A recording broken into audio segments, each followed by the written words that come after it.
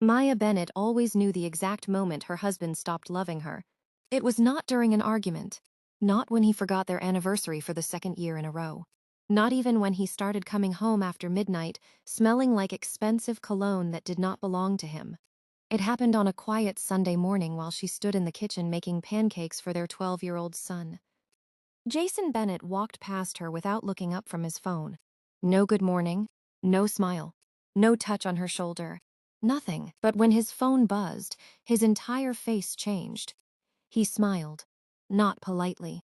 Not casually. The kind of smile a man gives someone he is excited to hear from. And Maya realized something painful. Her husband still had warmth inside him. He had simply stopped giving it to her. For years, Maya blamed stress. Jason worked as a financial consultant in Dallas, and everyone admired him. He was confident, sharp-dressed, charming at neighborhood parties, and knew exactly how to make people feel important for 5 minutes at a time. Clients trusted him instantly. Women noticed him instantly. Men wanted to be him instantly. Maya used to feel proud standing beside him. Now she just felt tired. They lived in a beautiful 2-story house inside a quiet suburban neighborhood, filled with trimmed lawns, basketball hoops, and families who smiled during evening walks. From the outside, their marriage looked stable. Inside, it felt cold. Jason criticized everything without raising his voice. The way she dressed, the way she spent money, the way she talked. Even the way she laughed sometimes. "You've changed," he told her often. At first, Maya believed him. After their son Noah was born, she left her teaching career to take care of the house and family. Jason's income was enough, and the arrangement seemed practical back then. Years passed quietly. Maya became responsible for everything invisible: doctor appointments, school forms, groceries, laundry, homework, birthdays, parent-teacher meetings, family schedules. Jason called it staying home. Eventually, Maya stopped recognizing herself. Meanwhile, Jason became more successful and more distant. Then came Olivia Carter, 30 years old, perfect hair, perfect makeup, always smiling in office photos. Jason called her just a coworker. A coworker who texted him at midnight. A coworker who somehow appeared beside him in nearly every corporate event picture. A coworker whose perfume stayed on his jackets long after he returned home. The first time Maya confronted him, Jason laughed softly. "You seriously think I'd throw away my family for someone from work?" Then he looked her up and down slowly. "Maya, maybe you're insecure because you stopped taking care of yourself." That sentence stayed inside her chest for months. Because deep down, Maya knew what had happened. She had spent so many years taking care of everyone else that she disappeared completely. And Jason noticed. Men like Jason always notice when a woman loses confidence. That is when they become cruel. Strangely, the more guilty Jason became, the more suspicious he acted toward Maya. If she wore makeup, he noticed. If she went out with friends, he questioned her. If her phone buzzed, his eyes immediately lifted.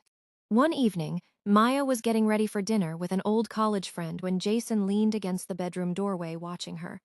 "That's a pretty dress," he said carefully. "Thank you. Who are you dressing up for?" Maya almost laughed. The hypocrisy was unbelievable. "For Elena," she replied calmly. Jason folded his arms. "You've been acting different lately." Projection. That was the word her therapist later used. Guilty people often accuse others of the behavior they are hiding themselves. At that point, Maya already knew about the affair. She just had not admitted it out loud yet. The real turning point happened 3 weeks later. Jason thought she was asleep upstairs. Instead, Maya was standing halfway down the staircase holding a glass of water when she heard his voice from the living room.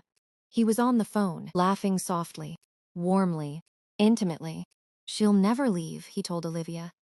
Then he laughed again. "Maya depends on me for everything. Honestly, she wouldn't survive on her own." Something inside Maya went completely silent. Not shattered. Silent. Because in that moment, she finally understood the truth. Jason did not love her anymore. But even worse, he no longer respected her. And once respect disappears from a marriage, cruelty becomes easy. That night, Maya sat in bed beside her sleeping son and stared into the darkness for almost an hour. Then she quietly opened her laptop and searched for divorce lawyers. Not because she was emotional, because she was finally awake. The strange thing about giving up on someone is how peaceful it feels at first. Maya stopped arguing, stopped defending herself, stopped begging for affection. And Jason noticed immediately. Men like him can sense emotional distance very quickly. At first, he mistook her silence for weakness. That became his mistake.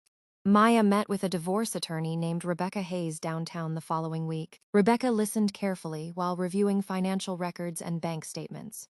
Then she looked directly at Maya. "Before you confront him emotionally," she said calmly, "you need information."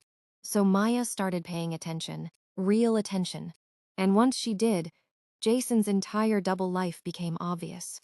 Luxury hotel charges, expensive restaurants, designer purchases, secret credit cards, money disappearing from accounts he claimed were stable. Jason had become careless because arrogance always creates carelessness. Meanwhile, Maya quietly rebuilt herself. Every morning after Noah left for school, she started jogging at a nearby park. At first, her body felt exhausted constantly. Years of stress had drained her more than she realized. But slowly, things changed. She slept better, thought more clearly, smiled more naturally. Then she updated her teaching certifications online. At night, while Jason texted Olivia downstairs pretending to answer work emails, Maya completed remote education courses from her laptop in silence. 3 months later, she started substitute teaching again. The paycheck was small, but the emotional effect was enormous. For the first time in years, she felt independent. Jason noticed the change immediately. "You've been going out more," he commented during dinner one night. "I've been working. Every day, mostly." His expression tightened slightly. The better Maya looked, the more nervous Jason became, because confidence changes people. And suddenly, the woman he believed was trapped no longer looked trapped at all. One Friday evening, Maya came downstairs wearing black boots and a fitted dark green sweater before meeting friends downtown. Jason stared at her. "You look nice." "Thanks. Where exactly are you going?" Maya grabbed her coat calmly.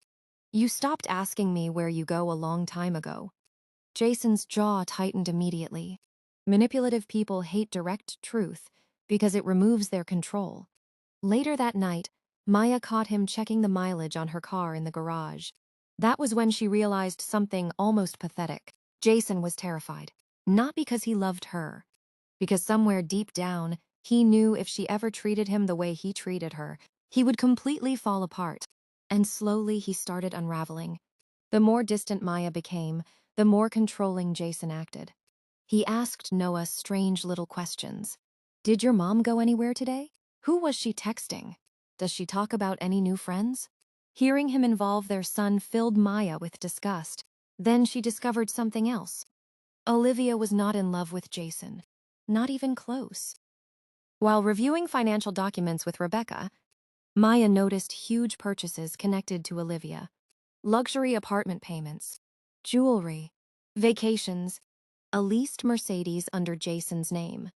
Jason was financing the fantasy of being admired, and it was draining him financially.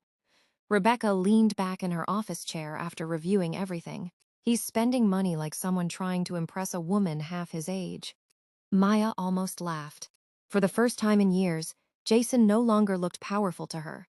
He looked fragile, and that changed everything emotionally.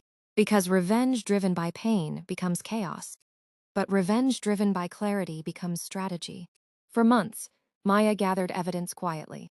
Screenshots, financial records, emails, bank transfers, everything organized carefully. She never screamed, never confronted Olivia, never posted dramatic quotes online. Instead, she became calmer. And nothing frightened Jason more than her peace. One night after midnight, he cornered her in the kitchen, holding a glass of whiskey. "You've been acting strange," Maya continued, rinsing dishes calmly. "Maybe I'm just tired." "Tired of what?" She looked directly at him. "You." Jason froze. The silence afterward felt heavy. Then he asked the question that almost made her smile. "You seeing someone else?" Maya stared into his eyes calmly. "No," she answered honestly. but one of us definitely is. For the first time in years, Jason looked nervous. Winter arrived quietly that year, and so did the end of their marriage. Jason still pretended everything was normal in public. Family photos, school events, holiday dinners. But Maya had already left emotionally months earlier. The actual departure happened on a snowy Thursday night. Jason announced another client dinner before leaving the house wearing his expensive gray coat. At 7:30 p.m., he posted a photo online from a luxury restaurant. 2 wine glasses visible across the table. Olivia's hand resting beside his. Careless, arrogant, cruel. Maya locked her phone slowly. Then she began packing. The apartment lease was already signed. Utilities transferred, legal papers prepared, savings protected.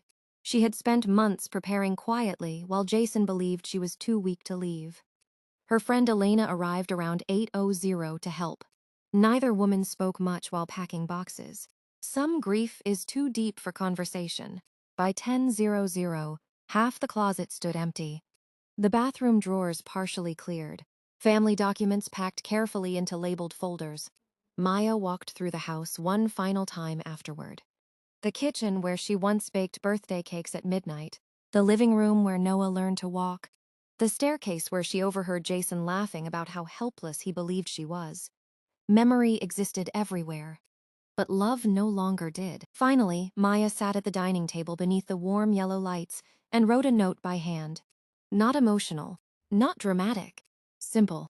Jason, for years, you worked very hard to convince me that I was weak. You were wrong. You mistook my loyalty for dependence and my patience for lack of strength.